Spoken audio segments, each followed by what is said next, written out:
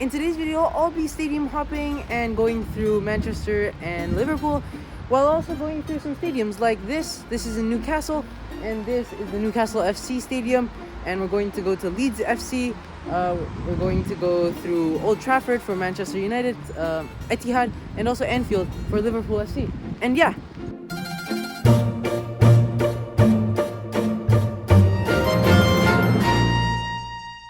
So right now we're at St. James Park in Newcastle. You can see there, that's where they play. For most stadiums, I'm just gonna stay outside. But yeah, that's pretty cool. It's interesting that this stadium is literally in the middle of the city.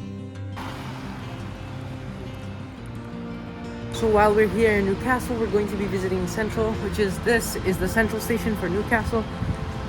And yeah, pretty much it. The trip will be 2 days long, and tonight we should be heading over to Manchester. Back in the car, we drive through the city of Newcastle and pass by this famous bridge called the Tyne Bridge. Oh, and I found something interesting in Tesco when I was in Scotland. It's Warburton pancakes, and they're so good for something packaged. And the best part is, they're halal too. Next up, we're heading to Ellen Road Stadium. We drove down south from Newcastle to see the heart of Leeds United. It's definitely going to be the smallest stadium out of the ones we're visiting. To get a full view of the stadium, we just parked on the side of the road, right beside it. Unfortunately, it was getting quite late and quite dark, but we could still make out the silhouette and outline of the stadium. We then drove towards Manchester, and when we exited the motorway, the city seemed very calm, and it was very interesting to see. It was not bustling like other cities. So if you're here for the stadiums, I'm going to be continuing my stadium tour and stadium hopping tomorrow, and going to Old Trafford and all the Manchester and Liverpool ones. But tonight we're going to be eating at a steakhouse. It's called Rump and Ribs. And yeah, let's try it out. It's here in downtown Manchester. If you can see, that's like towers and stuff behind me. And yeah. Interestingly, the meat at the steakhouse is sourced from Aberdeen cows. So let's give it a try. First up, before the food arrived, I tried something called appetizer, which is a sparkling apple juice. It was quite good, similar to Barbican apple, but more like actual apple juice than malt. Then I tried their sirloin steak.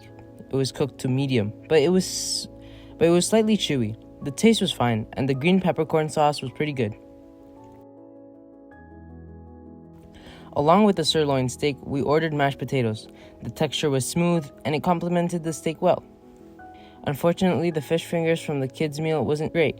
They tasted quite fishy, and the batter didn't stick well to the fish. However, the fries, or chips, as they call them in the UK, were just average. But the real star of the show was their incredible ribs.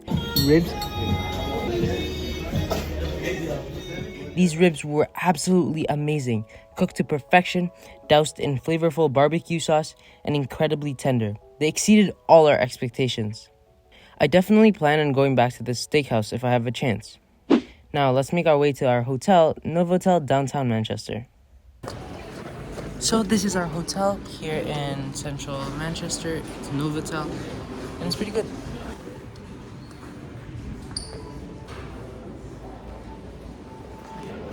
The next morning, we took a stroll through the city and saw their trams. So right now we're currently exploring downtown Manchester, and it's pretty cool. It's a Tuesday right now, and just walking around, and we should be out of our hotel by 11.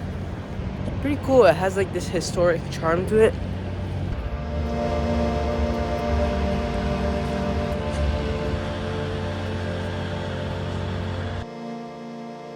We then went back to pick up our car and started driving around to the different stadiums in Manchester.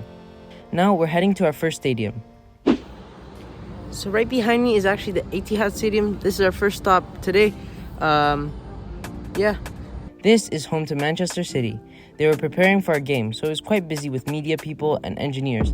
However, there wasn't anyone else trying to observe the Etihad Stadium. Parking was quite simple, with parking available all around the stadium. This view is from our parking spot, basically.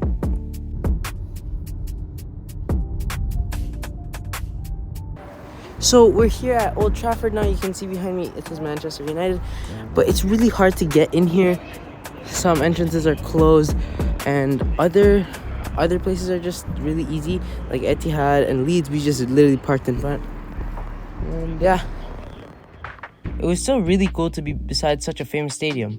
I got told off for filming, and the security guard started ranting about how nobody is supposed to be advertising, but I wasn't advertising, so I don't know.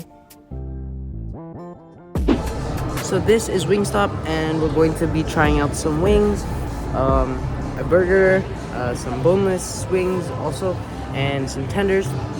So let's test it out. Do their flavors taste good? Any good? Should you come? And yeah. We visited their location in Manchester Trafford Centre, which is a mall. Let's try out some wings.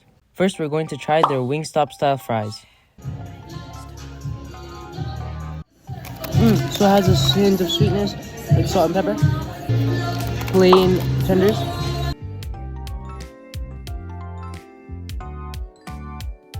Crunchy, hot, fresh, delicious. Good. This is original. So original is pretty good too. It has a hint of spiciness. It has a hint of tanginess too. It's good. This is Korean.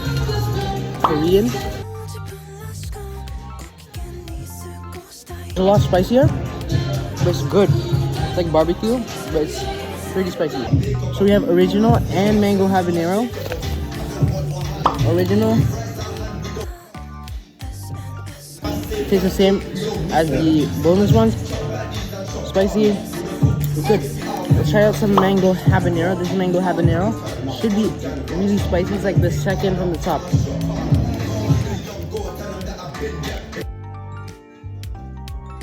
It's spicy, but not too spicy. I like it. It has mango flavor. I like it. It's sweet though. There's a sweetness to it. Good. This is Korean also, but it's tenders. I like it. It's good. This is a burger.